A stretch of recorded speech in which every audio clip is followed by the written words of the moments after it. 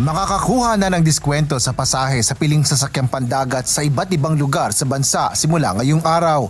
Sa ilalim ito ng implementasyon ng Sea-Based Service Contracting Program ng Maritime Industry Authority o Marina. Layo nito na maibsan ang hirap ng mga operator at mga pasahero sa gitna ng mataas na pamasahe at mataas na presyo ng petrolyo.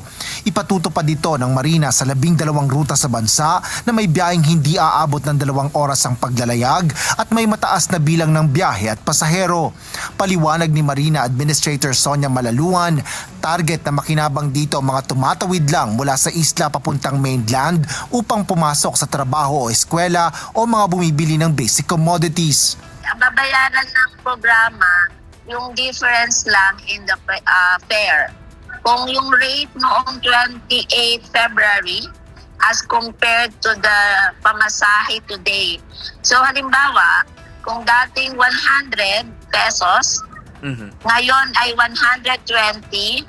Sagot po ng programang Lakbay Alalay ng gobyerno, ang 20 pesos sa bawat pasahero na sasakay sa mga barko at bangka na nagpa-participate sa programa. Para naman sa ship o boat operators, babayaran ng pamahalaan ang lahat ng mga diskwentong ilalaan sa mga pasahero sa ilalim ng programa. Naglaan ng 200 million pesos na pondo ang pamahalaan para rito sa ilalim ng 2026 General Appropriations Act o GAA. Sa taya ng Marina, nasa 600,000 na pasahero ang makikinabang dito kada araw kung nasa 50% capacity lang ng mga ferry at bangka ang sasakay. Tatagal ang programa sa loob ng 2 hanggang 3 linggo. Sa computation namin as of now, 2 weeks long, nakalungkot, no? 14 days. Pero kung hindi nga full capacity lahat ng watercrafts, di ma-extend pa natin ng few more days. Kahit man lang 20 days sana ma-stretch natin.